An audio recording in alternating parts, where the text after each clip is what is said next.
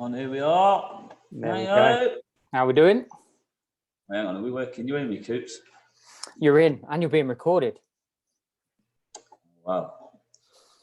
Bad luck for some. Can you see me yet? Thankfully, no. Oh, good luck. No, sort me out. I thought we'd go straight in raw, without any synopsis, without any chitter-chatter to start, and just go straight in. Go on then, why not, eh? How are we? All right, mate, and yourself? Yeah, keeping very well. Keeping very well indeed. Good. Mr. Thorpe, welcome to the Paramount Fitness Podcast, or YouTube edition, which you used to be on all the time. How it's improved, eh? Oh, yeah. Yeah, now we're in the comfort of their own home. And I don't know. I'm not sure it would have improved, but, you know, it is what it is. I'm delighted to have you on because... Yeah, pleasure. Like I said, there's no synopsis for today. There was no notes, really. One, because we wing it. We will wing it, as we always have done. But I've got loads of stuff I want to talk to you about. Yeah, so I want to start by taking it right back to Coventry University and Mr. Daniel Thorpe becoming qualified in strength and conditioning. You know what? Before we get into that, because there's some people that won't know who you are. Yeah. Who are you? Where are you from? What do you do? And if you can, then you're watching on YouTube, you'll see a great little backdrop. But we'll get onto that in a bit. Oh, yeah. That old thing. By the way, if you haven't noticed. Well, I guess if you don't know me, my background, well, I kind of fell into this, I guess.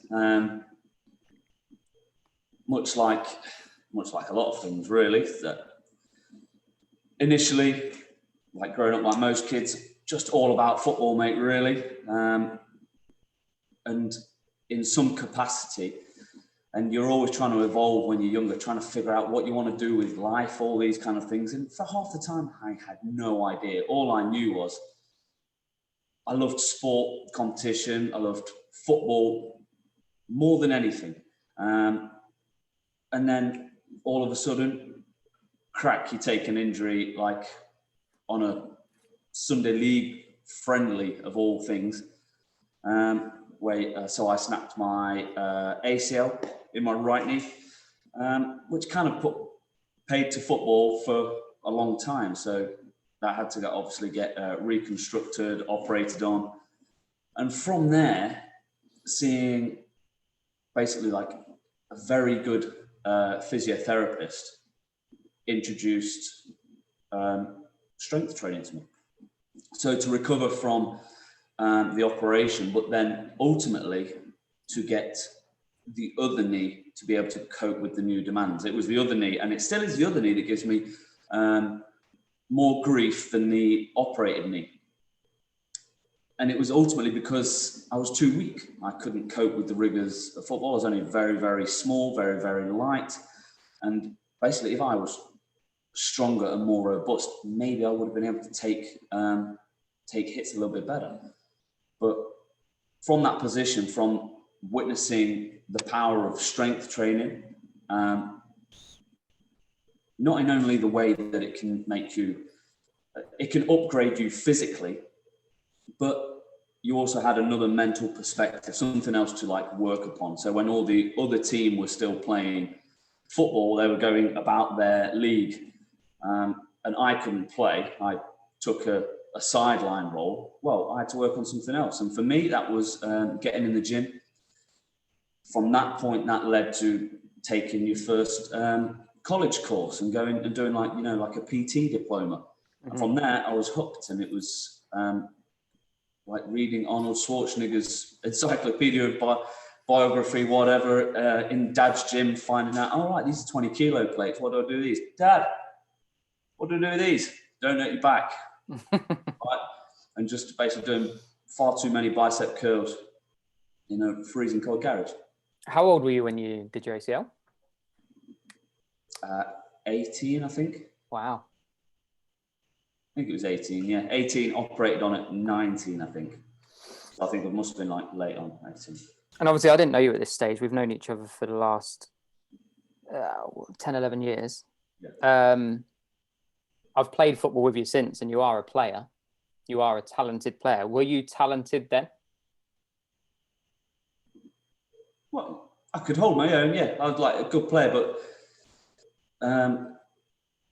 like I say, lightweight. I was a little kid even when I left school. I was like little, so getting into like men's football was like, Jesus Christ, this is different. Mm-hmm. And then you kind of like, you quickly step up and you realise actually it's more than just, it's all right me playing on the park and being able to dribble a ball and like rely on a touch, but actually physical capabilities is a big part of competitive sport. So it highlights like those needs really. Yeah. And then, so you did, well, your physio kind of lit a fire. And then soon after, is that when you went to Coventry University to do your strength and conditioning degree? No. I went late. I didn't really do the old university thing. Like I'd say, unorthodox routes is kind of where I always went. So anything to do with sport, well, ignited via like parents really. Like my mum, aerobics instructor, personal training, gym, like fitness, all of that kind of stuff. That was the norm for me growing up. So, I mean, I'm back home trying to watch CBBS or whatever, and mum's figuring out a new aerobics routine for that night, and I've got like step touch in my head. Dad's upstairs like doing bicep curls till the cows come home. He's probably still on his fourth set now from 1985, but who knows? He's probably still good old Wolf, good old Wolverine, as we know him. Okay, so obviously you've done your ACL, but another thing I wanted to touch on, because it's obviously a massive thing, and I don't know how many people will know about it, but it's not your only injury you've had, is it? You're in a... I'm peppered, mate. You're peppered, but you had actually quite a big car crash. Do you mind going into that? Not in too much detail, but that's obviously played a big part. Yeah, I mean, I don't really talk about it because I don't pay too much mind to it. Like, for me, it's very much like a football injury. For me, it's matter of fact. It's like driving on the road. There's the possibility that these kind of things can happen. It's just, it was what it was. It is what it is. So I can't remember the. It must be. It's probably coming up to like say 15 years, maybe more now. I don't know. I remember going to pick my brother up from football, and then heading back home. And in the hard shoulder or the lay-by to my left, a car just did a U-turn in there, pulled out, no lights on, and just hit us as we were going by at like 60 mile an hour, like spun us round, put us on the brow of a hill, and then another car pops up over the hill and hits my driver's side door and just caves it in. And at that point, you've come to, obviously you've just taken a massive hit and you're trying to get your bearings. Check to see if my brother's all right. Like, he stumbles his way out of the car and disappears down the ditch. So I'm like, shit, where's he gone? So I managed to get over, like crawl out of the little gap of where the doors caved in. So the door's about like caved in over near the gear stick. So we get over, but as I get halfway over, I can feel like my pelvis moving. So I can feel movement and like things grinding, and you know, there's just a sensation where like this doesn't feel right. So I sit in the passenger side door, and Chris goes, "Come on, Dan, get out, like walk it off." And I just say to him, I'm just going to wait here for a bit. And then we see a few people have pulled over. Luckily, I think it was a nurse who pulled over. She was one of the first ones to stop. Checks the other drivers, and I can see Chris shouting at the other driver, who was clearly inebriated. He couldn't stand up straight, so he was about 3 or 4 times over the limit. So he really stood no chance of like pulling out in a safe manner. And unfortunately, obviously, we got the rough end of it. And then the fire brigade arrived, told me to stand up out of the car, and as I stood up, bang, we just got like a massive snap within my pelvis or in my hip. But apparently that was my hip relocating, which was probably better off doing it there than in the hospital. And then they got me to hospital and painkillers, and then it was all right. We just laid up off work for a few months after that, just recovering, playing computer games too much. So what was the actual injury? A fractured pelvis? Yeah, there was a fracture. There was a fracture near the pubis symphysis, and then I think there was another couple of hairline fractures, and then dislocated left hip. And in typical Thorpe style, such a significant injury like that, such a significant challenge, you're just like, yeah, I'll take it. You know, you're probably playing it down a lot more than what it was. You're like, oh yeah, well, we just had a few weeks off and played some computer games, you know, Sonic, you know, Tekken, whatever it was back then. Tekken 2, maybe, yeah, probably, or Grand Theft Auto, something like that. It's far too much about it. For me, like any obstacle, mate, any obstacle, and like we can talk about, you can replace an injury, you can replace it with any number of things for me, and I'll give myself a day of moaning. I'll give myself a day of like the wallow, so to speak, but it doesn't really serve any purpose. Mm-hmm. Yet, like what benefit can it do me? So the constraint is what the constraint is. You have to operate within the rules that are here now, or the game that is here now. So you have to think of, right, what can I do? Not what can't I do? There really is the reality as it is versus the reality as what you want. So the reality that I wanted was to obviously not be injured, continue playing football, continue doing all these things.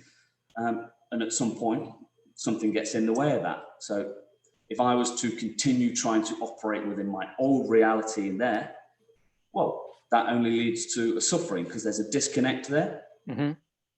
So really all you can ask yourself is, what is my second best option? Because that is your only option. Yeah. Isn't it? Where was this in terms of your timeline of your career? So I was currently working, I was working in the centre of Nottingham.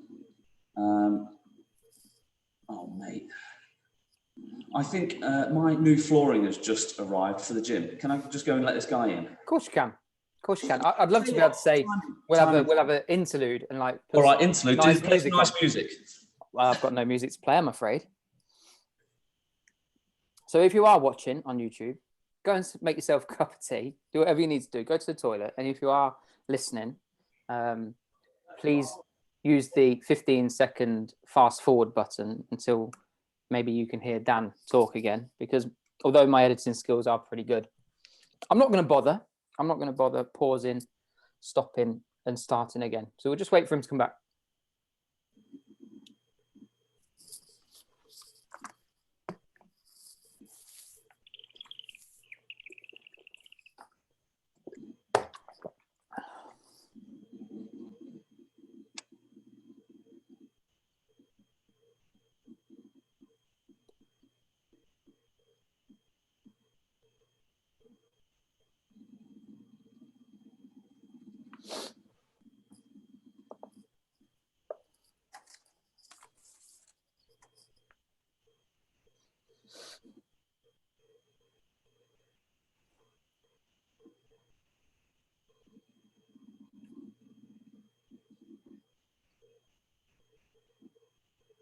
I believe I can hear footsteps. Fingers crossed.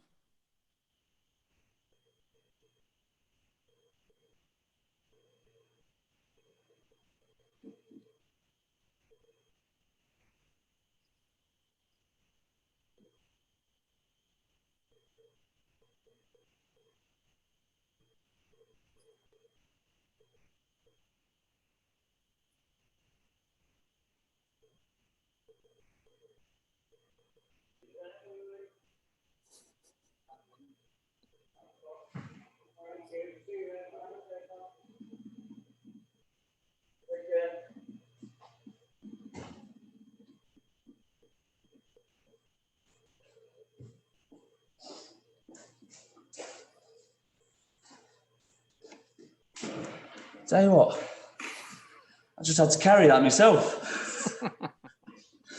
Well, I just said as you departed that I wasn't going to bother editing. Although my editing skills are okay, I'm not going to bother. So that's going to go in. I've said to everyone, go toilet or make a cup of tea, or use the 15-second, 10-second thing on YouTube or iTunes to skip forward and wait until they hear your voice. So hopefully they're back in. Yeah, we're back. We're back. So yeah, where was this big, obstacle in your career? One of my first gym jobs. So where was we? Probably big Nottingham City Centre gym. You said, yeah. Virgin Active in the corner house. If you know that, you remember that? Yeah. So downstairs, actually, it was a really cool gym. Good environment. Worked with a lot of cool PTs at that time, and probably learned quite a lot in there.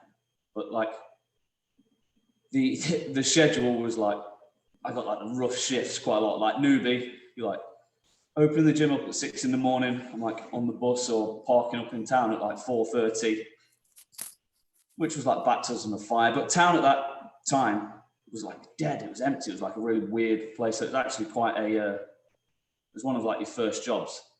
A kid from living in the sticks, going in town and working at the time. It was a bit different. It was good. But then obviously I got injured, and then that gym moved to where it currently is, at the old railway station. Yeah. So did you have to have time out? How long were you injured for? How long were you off work for with such a big injury? I think it was 12 weeks. Okay. And then the first job back was where we worked. Okay, when we met at Roco. Yeah. So in terms of this injury again, I don't want to talk about it too much, but rehab, training now, are there any further implications as a result of it, or have you kind of just adapted? Definitely aware, but everyone carries something, an injury. So I'll notice, so there's left hip, instabilities or weaknesses, they run through deep hip tissue. They can react to higher volumes of training, or spikes in volumes quite negatively. Initial football used to be quite tough, so it would take a few weeks of games to build up the necessary volumes for those tissues, but they can still come under quite a bit of stress for those particular areas where the injury sites were. So I do quite a lot of work in the gym just to kind of look after them, really. Mm-hmm. And there's a lot of training within here, which I class as servicing. Just motion is lotion, so to speak. So all of these things, you've got these injuries, but having an injury is a bad excuse for not training. If anything, it's the excuse to do your training. I'm in a much worse state if I don't train than if I am. And that goes the same with all sites of injuries, whether it's shoulder, back, knee, toe, hip, back, the other knee, the other elbow, whatever it is. All impact injuries or overuse injuries from usually sport.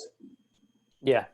Yeah, I think that's key. I was did my little Instagram walk and talk, which I do most mornings. This morning I was talking about discomfort, and that you are possibly in a place of discomfort with your injuries, but you have to then take it to a place of discomfort controlled to remove yourself from that discomfort. Absolutely. I think discomfort's a big part of the game. Especially, I find there's great power in purposefully placing yourself into discomfort for periods of time. Mm-hmm. It's and the dose relationship has to get stronger, because it's very much, you can see this as a bit of an ethereal thing or a spiritualist thing, whatever, or you can see these kind of things as they are almost scientifically.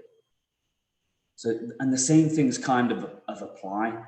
So to make tissue changes or hypertrophic changes to muscle mass, you have to apply a stimulus to create a stress to get an adaptation.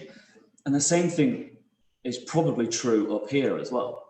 You have to apply a stress. If you're never exposed to a stressor, then what is your ability to deal with that? Your adaptation is not going to be there. So willingful like discomfort, I think is a very powerful tool. So embracing it, seeing it for what it is, and almost being able to disconnect and go, right, well, I have to be able to deal with this to continue in some pathway or in some regard, is like, again, there is no option. It's very easy to like just sit and wallow over things, but in the wallow, there's no progress, is there? So last thing then on this, if someone is injured now, you've obviously, that's a significant injury, fractured pelvis. And like you said, doesn't mean that a broken toe is not painful. If someone's injured right now and they are in a wallow and they are in a negative headspace, any tips? Take note of like reality as it is now. And remember, you can only, I talk about controlling variables a lot, and it might really annoy people that it always comes back to these kinds of it depends answers. But you've got to take stock of your situation, absolutely. Be realistic over it, and understand that your reality as you want it might have just changed. You can't take the path that how you envisage it. And it's that, like I said before, it's that disconnect there with wanting to do it how it goes perfectly versus how it's got to go. Yeah. And nothing goes perfect in a straight line. It's very rarely a linear process. So the second thing is go, right, what is my only other option? What is the second best thing I can do? All right, you've broke your ankle, you've broke your toe. All right, what are you going to do now then? Does that mean you can't train your upper body? Does that mean you can't sit at home and learn a language or whatever your progressive process it is? So if you want to learn a particular subject, you want to do, and this has become more apparent during obviously a pandemic, like people have to study from home. People are just doing the best they can. So this highlights those scenarios for them, and everyone is doing an absolute bloody sterling job at doing the best they can because there's no other option. And that, when you sit back and look at that, you go, well, that's it, it's forced upon you. But I think this period of isolation for people might help teach people further down the line. Yeah, I agree. Very well put. Very well put, Mr. Thorpe. Okay, so going back to your career, did the Virgin, met at Roco. So we met at Roco 11 years ago. But you were also strength and conditioning coach to a degree, I'm not sure at what capacity, for Notts County Cricket Club.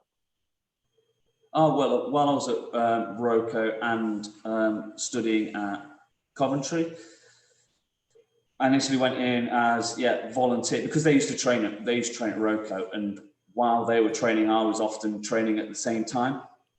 And at that time, I used to practice a lot of Olympic lifts and all the main like barbell lifts. So I was just asked to help, basically like teach the players or help the players in the gym. And then it kind of grew from there to like a weekly or bi-weekly thing, helping with S&C sessions. Going on like game days, like warm-up prep, things like that. Mm-hmm. So actually it really opened my eyes a little bit, actually. Like it was a very different environment, a hugely different environment. You're working with like professional athletes and in a team, and the thought process is really different as opposed to I'd been working with people on a gym floor with more generic goals or weight loss goals, or don't even know what their goals are, with very different constraints in their day-to-day life. So when you're dealing with like Joe Public or someone coming in, actually they've got a different set of problems. They've got a different set of obstacles to deal with. they've got their work, their job, their kids. They've got to balance and spin a huge amount of plates, and motivation can wax and wane dependent on them. So there's a huge amount of strategy that has to go into that. And then when you go into a sporting environment where everybody is focused on one goal, that everyone's trying to do the best to take this one thing forward, get better at this one thing, achieve this one goal. The mindset's a little bit different. It's not finding motivation. Mm-hmm. It's just, for a lot of them, it almost looked like it's getting a job done. But in that scenario, you could see the benefits of teamwork and like camaraderie, like how that impacts the whole process. And coming from obviously like, and yourself playing in football teams in the past, for me, there's not much more inspiring than completing a task as a team. Like, you've been on football pitches with me, and we've come back from like a losing position to get goals back and win, or hold the fort, or whatever, win a league, whatever it is. And it doesn't matter what league that is, whether it's like the worst Sunday league you've ever been a part of, or whether you're playing the highest level you can. There's something special about that. Knowing you've given yourself over to the team, and like looking at every player and knowing he's going to fight for me, I'm going to fight for him. Everyone's just completely honest with each other. And in that, there is motivation. It's not a thing at that point. It's going to fight. Teamwork makes it a much more like conducive environment most of the time. Yeah, Richard Peterson, who was on my podcast last week, he's a personal trainer to movie stars. Does a lot of Marvels, Avengers. Is his name? I can't remember. Cumberbatch Benedict? Is that his name? Cumberbatch Benedict. He trains him. Benedict Cumberbatch. Is that his name? I don't know. Anyway. Is it? You would know, right? Do you know his name? There we go. What did I say? Cumberbatch Benedict. Either way. Right, so you know who he is. I haven't got a clue. But anyway, my point is, he trains him, and I said, what do you find the most difference, or the clear difference between general population and movie stars? And the same goes for you. What do you see the clear, and you've kind of touched on it already, the clear difference between Notts County Cricket Club and any other, because you have worked with a number of athletes, fencers, hockey players, etc. Biggest difference, he said, was mindset and the fact that they're doing it for a job, whereas general population do it for either an internal or an external motivation. What would you say is the biggest difference between the two? Well, mindset comes into it, absolutely. But I've got general population clients and team members here with exactly the same mindset as I've seen elite athletes. So what I think the biggest difference is environment, right? And like, remember, they've had to probably limit the priority of themselves to a certain degree. Their family, their work, all of these things that you're trying to balance ultimately are priority. And they're trying to shoehorn everything else in around that. And to a certain degree, health does go down the list for a lot of people until they realize they need to get it back. Mm-hmm. Or they give themselves that freedom to make it a priority again. So mindset is almost like an individual thing, but I think environmentally, like, lots of people are spinning a huge amount of plates. So it's a balancing act. When as you go to, if you take all those variables away, well, now, like one of these actors getting in shape, that is the job. It's part of the job. Yeah. All right. So you've pulled resources into that. It doesn't have to then like stop a job, try and work the night shift so we can get to the gym and do that. No, going to the gym is the job. That's part of the movie, I guess. It's part of like getting in shape. If he's not in shape for that movie, he's probably not in that movie. Yeah. Yeah, that's not going to happen. So motivation, well, there is no motivation. Motivation is sacked off by discipline because it has to happen. right? The accountability is there, it's set on it, and he's going to get paid big bucks for that movie. The person who comes in here and wants to change, well, they're holding on to that goal for themselves. And that goal is in the distance. And too much like highlighting of the goal, well, to get to that goal, you've got to be able to hold on to every single habit. You've got to make a focus of all those habits leading up to it. But all those habits can get interrupted by, I've got to take the kids here, I've got to do this, I've got to cook tea, I've got to manage this, I've got to go shopping, I've got to go to work. All right? Tiredness and fatigue, it all stacks up, all stresses, they stack up on top of each other and make it a maelstrom of difficulty.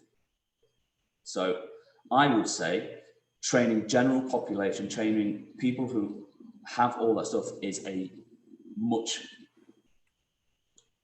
it's a harder strategical task because there's so much more variables to deal with. And which is one of the reasons why I actually prefer it. Greater accomplishment. Yeah, well, I think the payoff is really good. You know, when because all you might have to do with someone is change one like minor detail so they can accomplish more.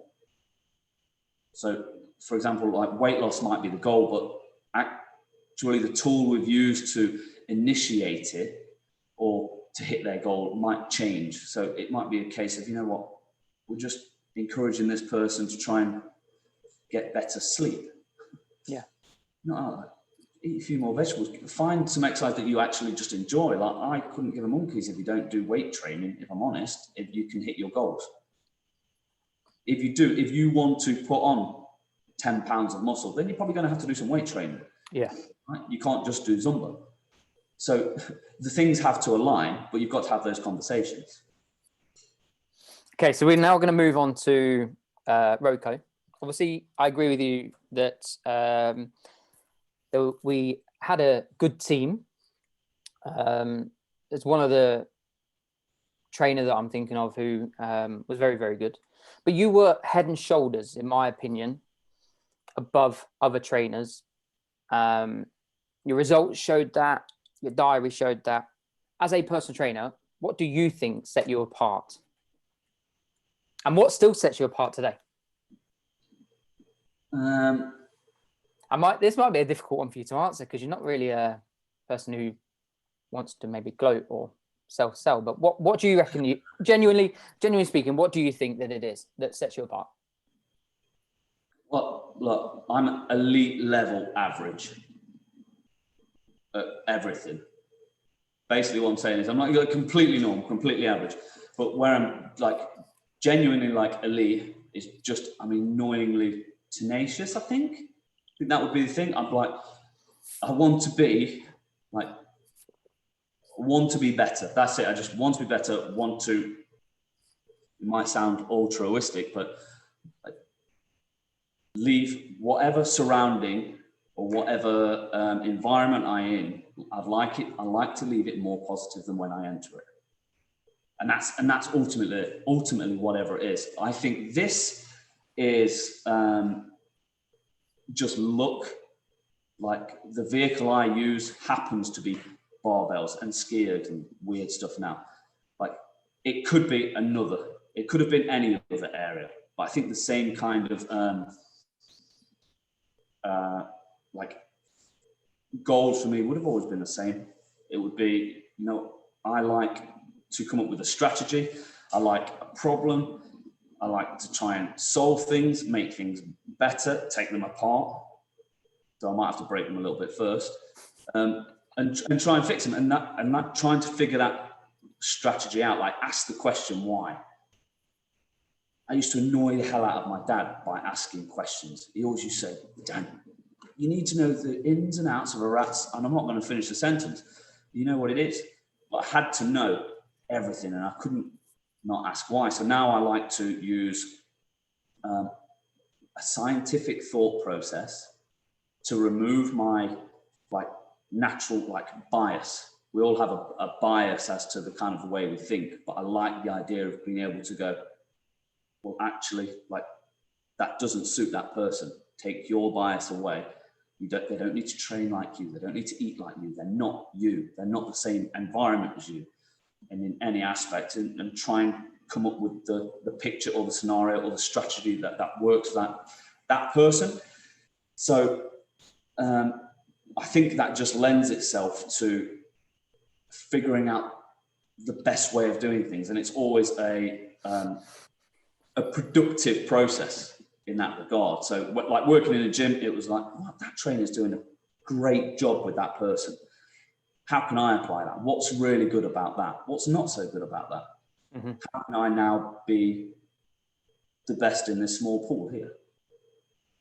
And then move on to whatever like scenario I'm in. Like, it's how can you just be the best at what you can be right now with what you have right now, and be resourceful.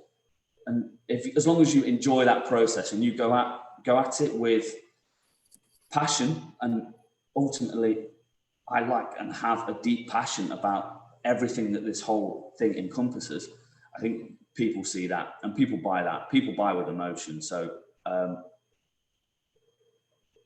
better or head and shoulders above anyone else? No, probably not in like actual ability, but approach, genuine care. Like, I think I want for my clients' goals more than they want their goals most of the time. Mm-hmm. Yeah. So I'll be in the living room, like fist pump, like yes for the air, and the wife is like, just leave him to it. And that's because my clients have hit a PB in the gym, or they've like hit their goals, and they're like, I've never worn these kind of like clothes before. I've never been this light. I've never done this. I've never been able to run this far. Like, just all those like mini wins. Mm-hmm. And to know you're like having, even if it's the smallest impact for someone, you're like, well, yeah, you're making positive impacts. And that was drilled into me at a very like young age. Very modestly put, Mr. Thorpe. And I won't go into Rocky too much because you would far outweigh my knowledge on Rocky, but very much like a boxing coach in the corner. You've won the fight, you're picking him up, you're in there, you're fist pumping, you're loving it, and that's the care. You're not up in the stands just clapping and saying, yeah, good fight. But even if they lost the fight, you wouldn't be, oh, this, that, I could have done better, like an armchair supporter. You're in there, you're in the trenches with them. Well, I think, yeah, it's being there with the people, but also you've got to hand over, and you can't hold their hands throughout the whole process a lot of time, because they need the tools to be able to do it themselves ultimately. Yeah. So you've got to be there, but you've also, you can't be completely, you've got to be a little bit sparse as well. So there has to be, you've got to let them do it. So in some sessions I've practiced the art of saying nothing for periods of time, and just like walk in the room, like just a nod, like your techers is on point. Love that. When your techers is not there, let's discuss why it's not there. Let's discuss what we can change. Let's like view things mechanically. Let's objectify it. And like in our group sessions in here, when we're out of lockdown, we generally work in groups of 3. And by doing so, you have, let's say you're working on the squat, you have a lifter, you have a spotter, and you have a watcher. Each one of them all has a responsibility. The one who's watching, responsibility is to learn or provide feedback. Mm-hmm. They can help that person squatting. Yeah. The person squatting helps the person lifting not do something stupid.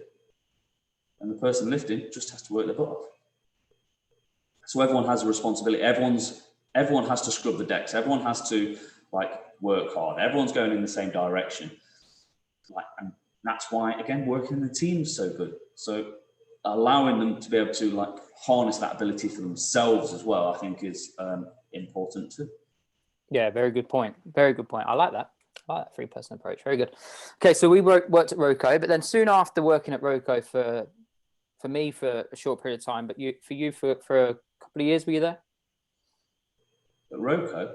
Yeah. I think I was probably there for 3-4 years. Okay, 3-4 years.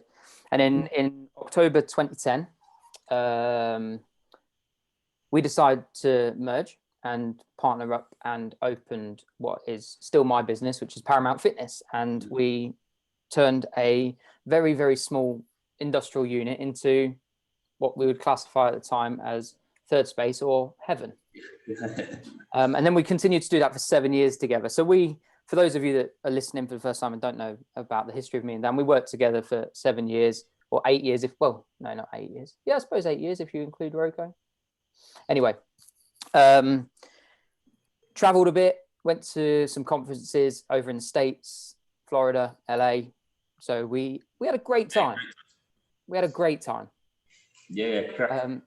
We didn't only have a great time in the four walls that was the Paramount Fitness Studio. We had a great time learning together, going on courses together. Like I said, going over to the States a couple of times.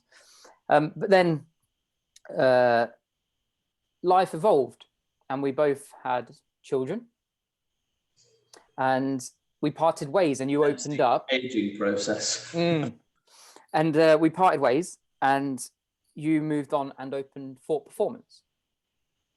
Thorpe Performance was originally opened in Bingham in the Market Square. Yep. But you were thrown a curveball because it didn't last too long there. What happened? Tell me about the first stages of Thorpe Performance. Well, first stage was literally by chance, almost finding just a very small office space.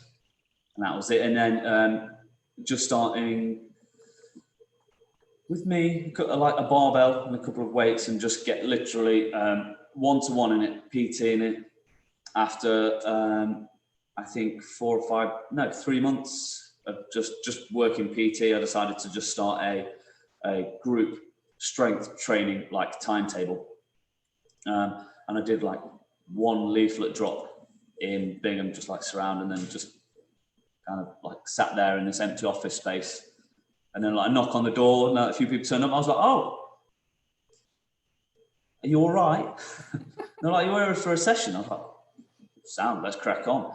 And then from there, basically, not one leaflet drop, not one marketing thing, not nothing, all word of mouth. And very quickly, I was up to do it. Like, you're talking an 800-900 square foot room. Mm-hmm. There was one Saturday session where there was 21, 22 people showed up, and I was like, it was busting at the seams. So I had people running down to the train station and like working out in the garden and annoying my, like, Jack, one of my best mates, like had the business next door. So we're outside, like music blaring, there's weights going down. So probably annoying the hell out of them for a while. And then quickly come under the realization of like, maybe I could do like a booking system or something. That might help. So at each stage, it just like grows a little bit, come up with a solution, grows a little bit, come up with a little solution.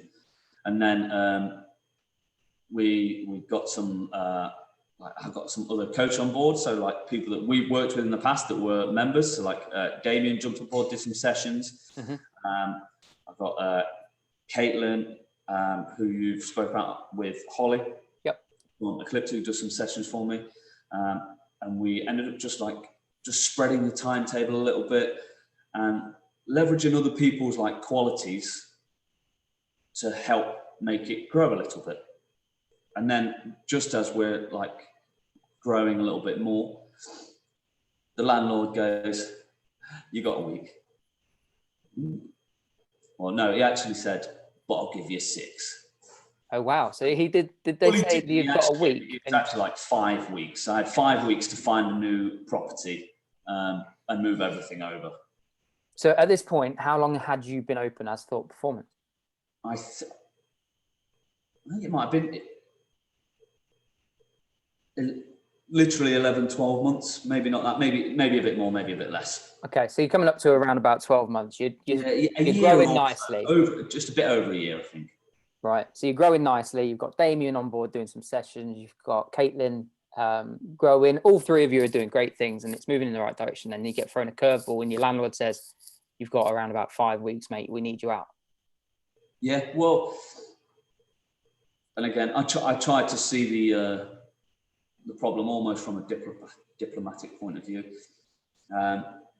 he got a better offer. He could have made loads more money. He has made a lot more money in that space. Mm-hmm. So the space now, or then, was obviously just an empty shell gym studio. Now it's part of a very nice coffee shop on the Market Square in Bingham. It's their kitchen. So all in all, it was probably just good business for me. It was at the time mildly inconvenient. Can I put it that way? And yes, an absolute stress at the time.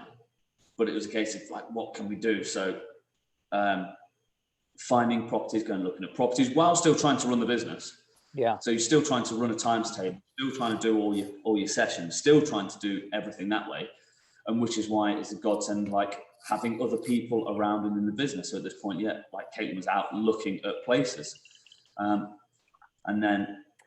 this is where like networks help as well. So like Freddie from next door, again, like Jack and Freddie, like business, they all had a big business next door.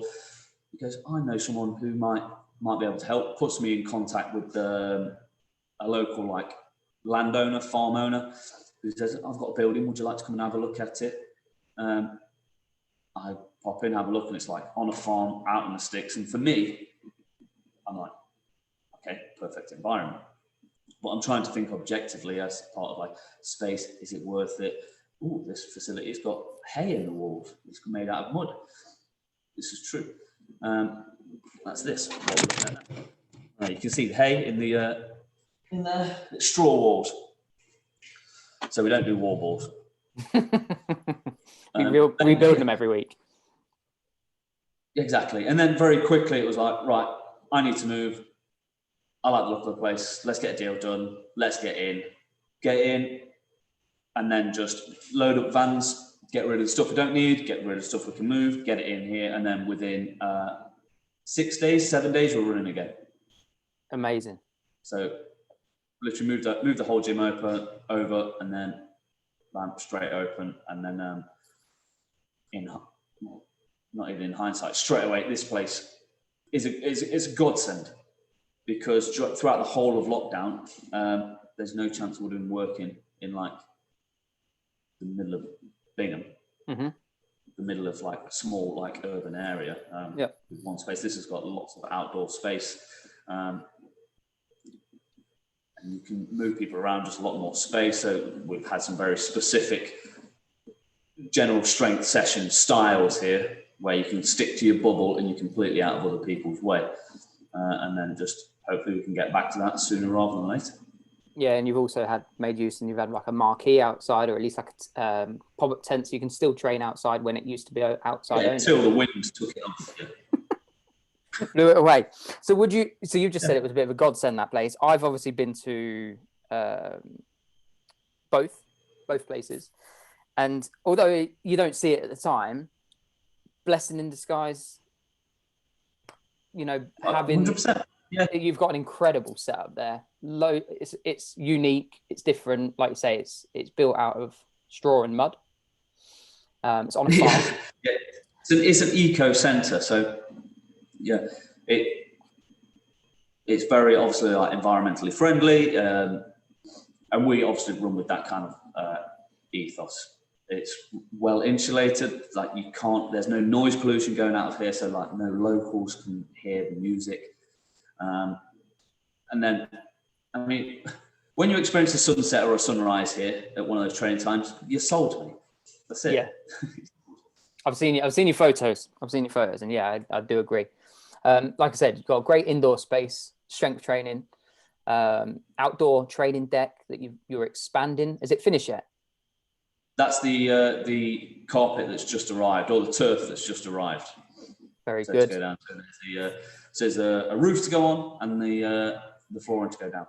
And then obviously you've also got, from what I understand, you've got very understandable landlords that allow you to use the space, the goat run you call it, and you can send people out.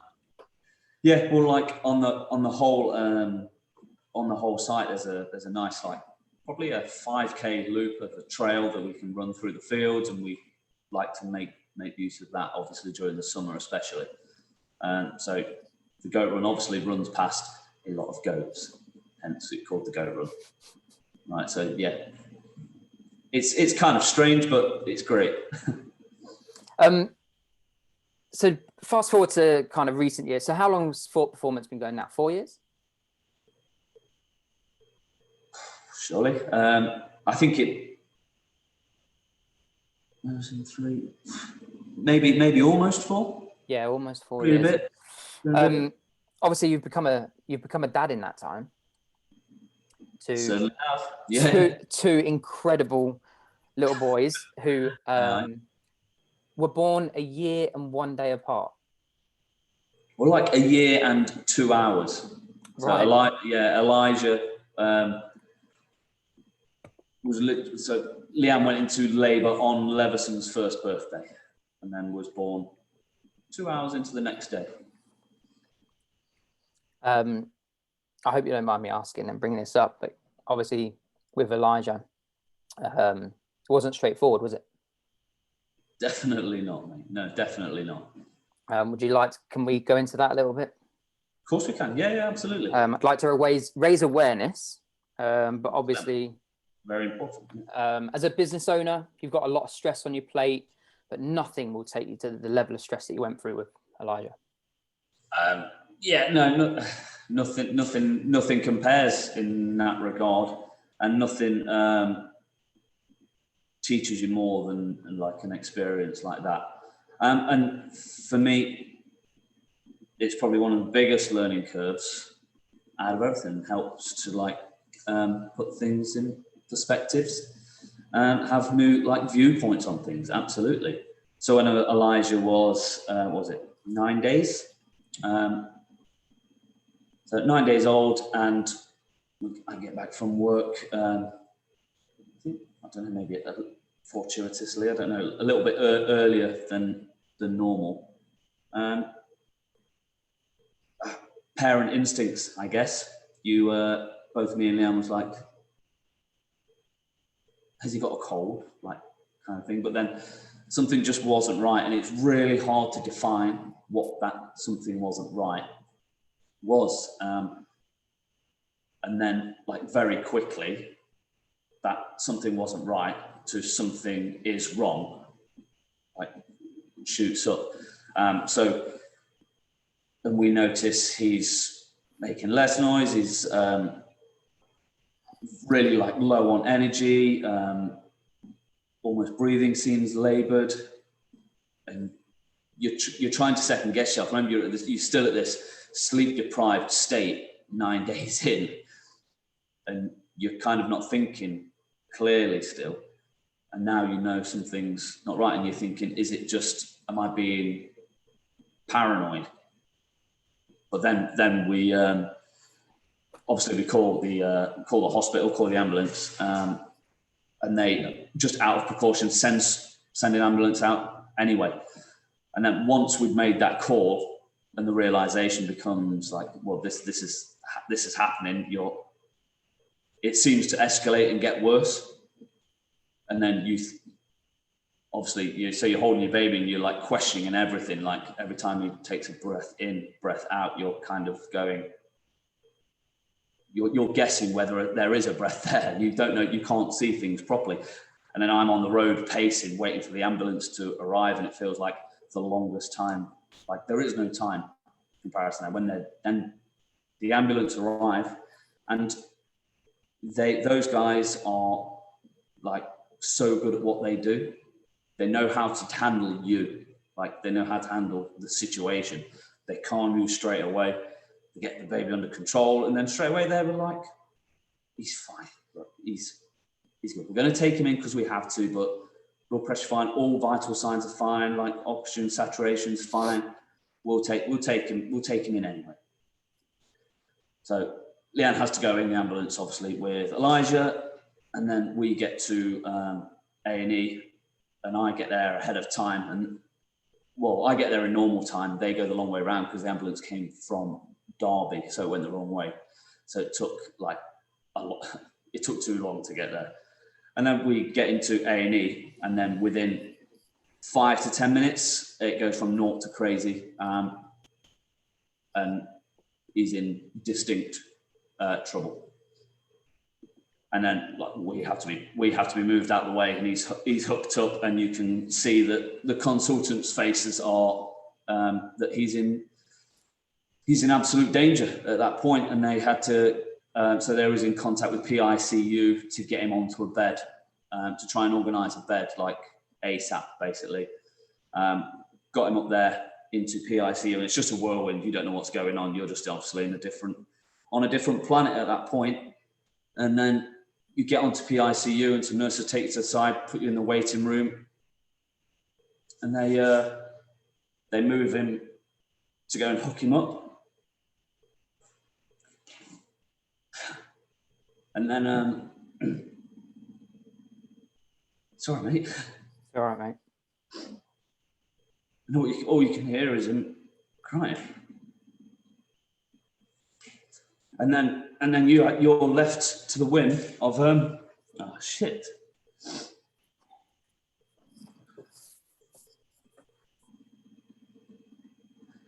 And you have to put your trust in other people, and then leave it there, which was very hard.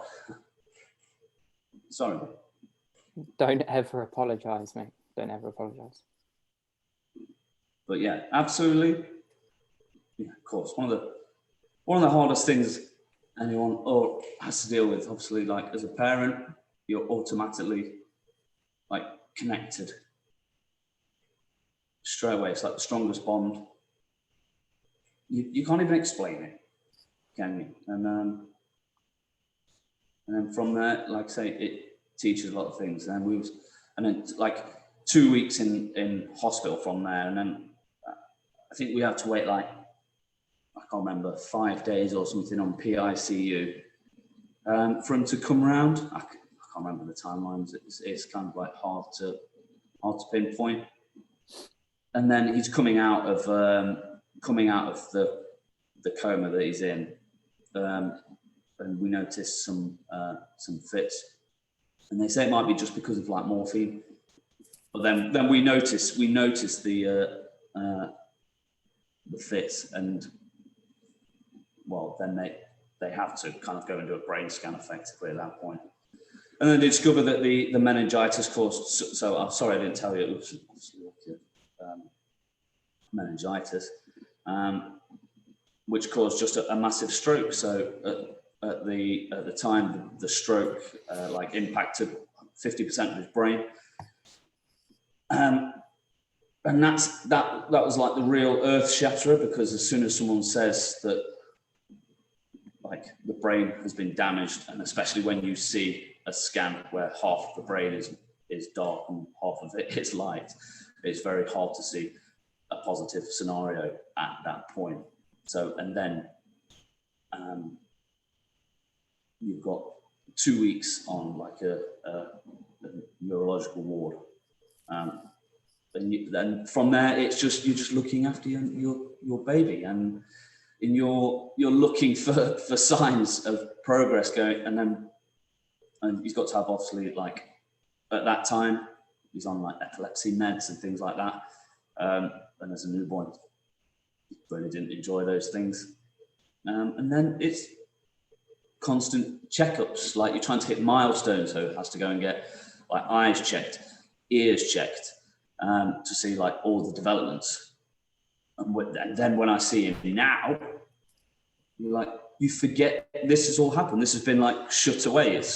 It feels like another life. There's another kid. Like Elijah is absolute crackers. Like but he's sharp as a butcher's knife. Like too clever for his own little good. Like physically, like he's just trying to keep up with his brother, who's a year older. So he's it's extraordinary, like the resilience of like human beings, and especially children. That children are just almost matter of fact at that age. It's like there is nothing else to do other than carry on forward. And all you're here to do is facilitate that, like show them the world and show them how to operate in it, and just help them through. Teaches you a lot. Sorry, I thought it would be easier to talk about that. than it was. It's not something I'm really like wallowing, like try to go back to. I'm honest. No, and I appreciate you sharing it, and you shouldn't apologize because, it's, you can't imagine it, and you wouldn't wish it on your worst. And you had to live through that. No one else did, and it's just how, to go back to it and revisit it to some degree, even if you're talking about it, the emotions flooding back. It's one of those ones. It's like you can say you don't want to talk about those kind of things, but I think it's important because even like the basics of awareness of those kind of things, it's listened to like instinct sometimes. And this is what the consultants or the doctors said to us was, that's what they look for sometimes. Is it like that saying there's just something not right? Mm-hmm. That tells them a hell of a lot. Like there was no purple spots, there was no rashes, there was nothing to categorically, like there was nothing tangible to say this is here. So we just had to go with gut instinct initially, and luckily it was the right window of time. Like if we'd have gone in too early, it might not have been ill enough. If we'd gone in too late, then obviously it's too late. So we actually went for a coffee. God, time flies, isn't it? It's a good couple of years ago now. And I remember you saying to me that Elijah, is it classified as like an all clear now? Yeah, so he's been given the all clear from all the various like wards that he had to go and visit. He might have to do just maybe like an eye test, like as a standard procedure. But his eyes are all right. He knows if I walk in with a bag of sweets. What an outcome. What an incredible outcome. Say again. I said it bonkers, mate. Bonkers, absolutely. Two other things that I wanted to talk about. We've been going for over an hour, but that's easy for me and you when we start chatting about stuff. Jungfrau, sorry. Pronunciation. I've said two things wrong today. I'm not even going to try and say that guy's name again. You've become, you've always been a little bit of like a not far out there, but you want a challenge. I remember talking to you when we were working together at Paramount, that you were like, nah, that's not a big enough challenge for me. These guys that walk the parameter of the UK, Ross Sedgley obviously swimming around the UK. That's what gets you, but you would never want to do necessarily something that somebody else has done. I remember these sort of conversations that we had. And then you went and did a marathon up Jungfrau, which is how high? You get to your highest point is about 6,000 feet, I think. I want to talk about it because you did it for charity as well.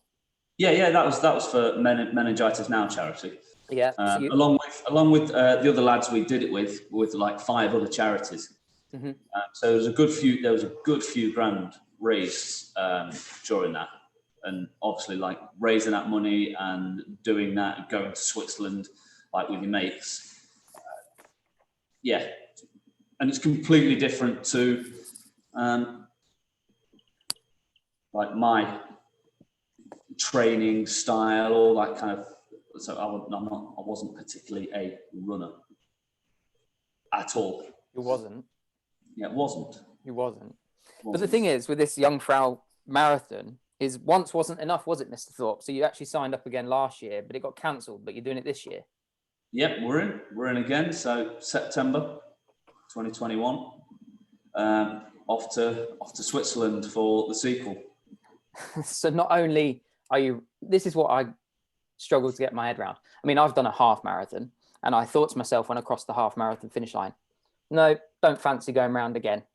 So therefore, I have no interest to do a marathon. Obviously, there's a big burning fire inside you. You did it for charity first kind, and Rob Hawson, Mr. Rob Hawson, who was on the podcast previously, he's done multiple London marathons, and again, He said, when you find a purpose or a reason behind it, i.e. running for a charity, Rob Hawes unfortunately lost his brother at 12 years old, you just go and you kind of forget what the challenge is. What's getting you through it this time? Beating me at 2019. I just want to beat the time effectively. That's it. Just do better. The whole experience of it is ultimately I think is the drive behind it. I don't have to. I'm not looking for motivation for it. Like, I don't feel like I try to find it. I like the process of getting fitter for it. Like, it's for me, this is a new area and a new challenge. Like, I have a void from playing football. Quite easy to forget that, like, I'm not 24, 25 anymore. Mm-hmm. And football's gone. So, like, the competitive aspect is missing. You almost want something to, like, dig in at, and I still feel I've got, like, a lot of room to improve. And seeing my VO2 rise, seeing my, like, paces drop, or seeing mileage go down, or seeing my ability, and I'm going, I think I'm ahead of where I was the last time I did Jungfrau. Now I think I can already beat my time now. In my head, I'm like, I'm going to do better than I did last time. Mm-hmm. I'm going to be more prepared. Well, the fact that I had to move gyms during prep last time meant my biggest run before the Jungfrau last time was like a 16 miler. Whereas now, like, I've ticked them off. They're already, like, quite well ticked off already. Yes. So when you say you weren't a runner, you are a pretty good runner now. You know what? I really bloody enjoy it. Yeah, like, I hands up, it's got me hook, line and sinker, definitely. Years ago, again, when we were together at Paramount, a female client of yours used to ask you to go for a run. Only a short distance. Yeah. And you didn't like it. Now, you would probably lap it up and say, come on then.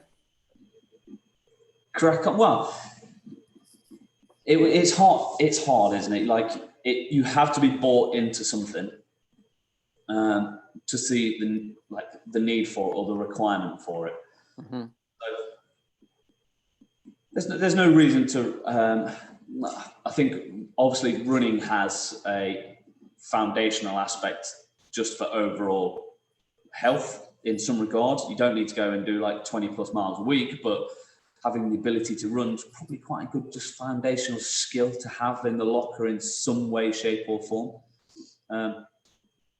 So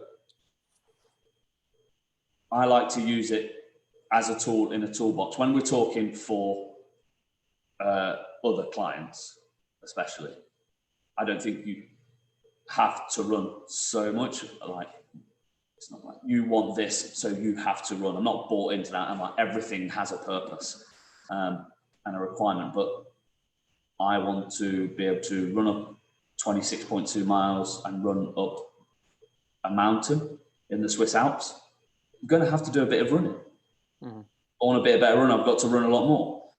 It's quite simple like that. So many things in fitness are, you know what, it's a specifics game. You're a changed man. No, I don't know about that. No? You still like your weights?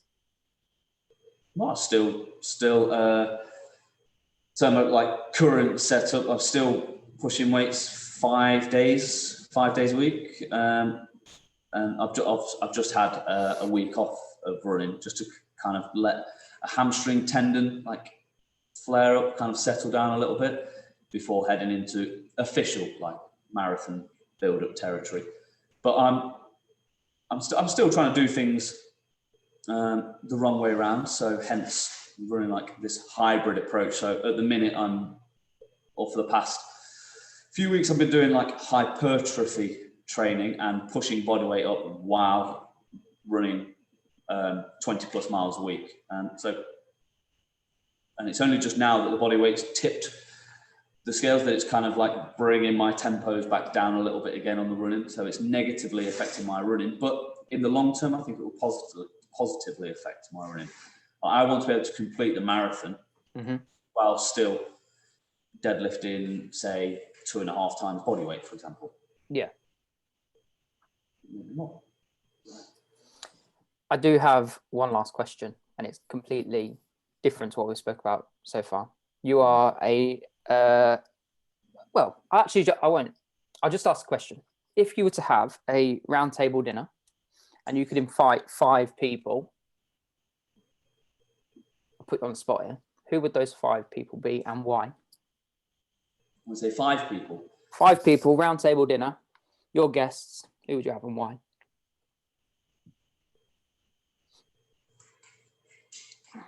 I'll write them down so we don't go too less or too many. All right, let's just go straight in. We'll go with like the obvious answer, which is not like the highbrow answer. I'm just going to go Sly Stallone because Rocky's badass. Okay, so we've Rocky 2, preferably. Like the whole backstory is Stallone. The whole like Rocky is my spirit animal. I've still got it saved on like my Sky Planner from like 4 years ago. All the Rockies, they're there when I need them. Let's elaborate on that. So you've asked Stallone for dinner, and it's because you love Rocky and he's your spirit animal. But if you had the chance to ask him one burning question, what would it be?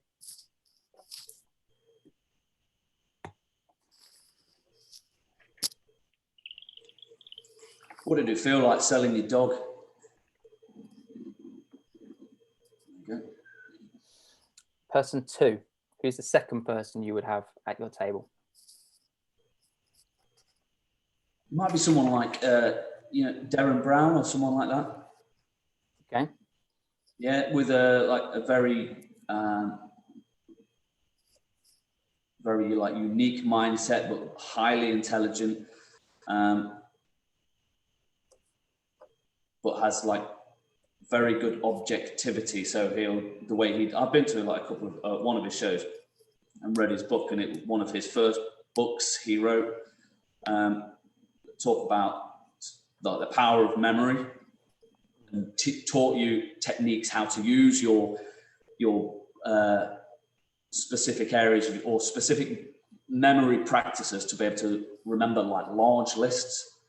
And I did this one like list of 24 items, I think it was, in his book, and I could remember that list for like 5 years.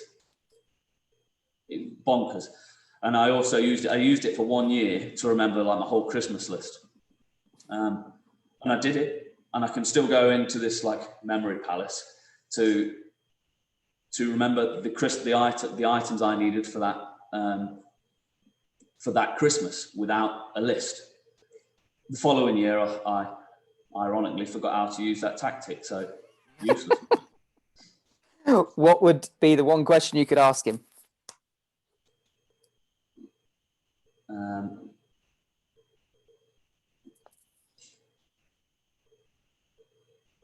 Yeah, probably it would be how to go into like deep practice for those like utilizing memory. It would be like getting information on going into that like deep memory practice. Very good. Third person. Oh God. It would be. Let's go into maybe someone like, got a few like guys in my head from like history that would be cool to speak to. So maybe like Admiral Nelson. Read quite a few of his books, and they are interesting. Obviously, like interesting guy. Like probably, I just ask him about like the Battle of Trafalgar, I guess, and leading and a ship or a team, obviously, in the way he did, and it was different from the style of a lot of the styles that were around at that time, and his lead up to that position he was in at that time was a little bit of a different route. So, and he's not like really celebrated nowadays, and the significance of the Battle of Trafalgar is lost among a lot of people. So it would be, you know what, I think that would be, and I spend quite a bit of time in Norfolk as well, which is where he's from. So when I go to Norfolk, that's what got me reading about the Battle of Trafalgar, about Nelson, or going to this area here because I just wanted to know who this guy was. But yeah, quite an important guy in history, so I think he'd be good. Fourth? Oh, sorry, what question? Oh, sorry, you'd ask him the question of why he left. Yeah, and really cool.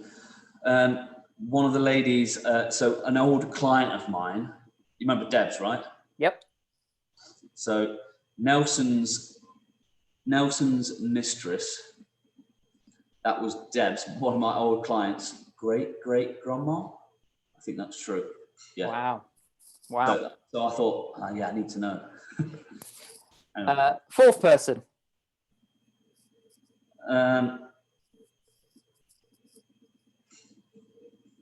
Let's go.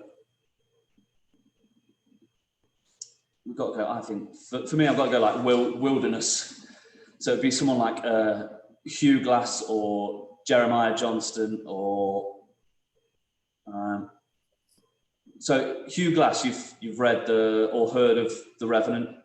Nope. The DiCaprio film? I've heard the film, yeah, never read. No. Well, pull your finger out. Okay, mate. Watching that. But, well, one question, the obvious one, what's it like to be attacked by a bear? There you go. Okay. I'll have to have a look at this. Yeah. And fifth and final seat at your table.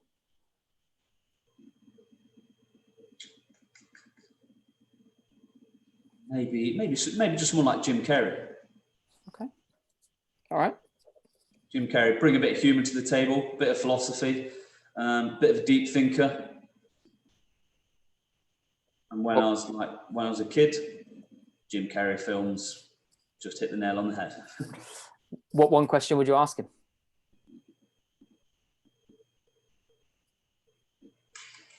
Oh God.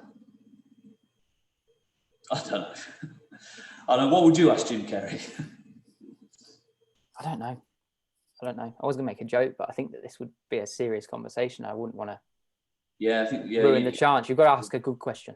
You've got to ask a good question to Jim Carrey. You know who I'm surprised you haven't put on your list? Go on now. Bruce Lee. The list is longer distinguished. And it's just one night, mate. So like this night, Bruce might have to come on the martial arts night. Good old Bruce. Yeah. Mr. Thorpe, it's been an absolute pleasure having you on. But before we do leave, can you tell the guys where they can find you? Instagram, Facebook, location of your gym, anything that you can help them with. So yeah, plug away, mate. Well, most of the time you can find me on the farm down at Thorpe Performance in Screveton, Nottingham. So about 5 minutes outside of Bingham.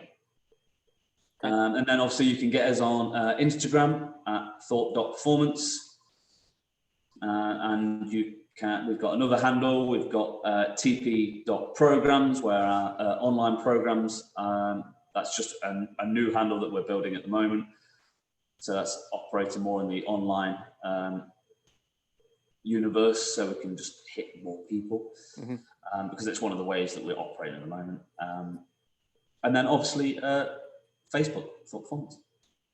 Perfect.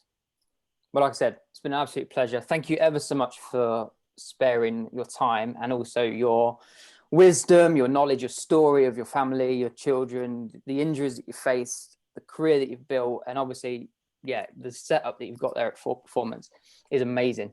Very unique, very different, but incredible. Guys, I hope you've enjoyed this episode. If you have, please leave a review. Like I said, I will stick Dan's contact details, his gym address, his Instagram handle, his Facebook handle, and his online Instagram new handle in the show notes, comment section below on YouTube, and comment section below on any other platform you listen to. But yeah, peace out. We're done.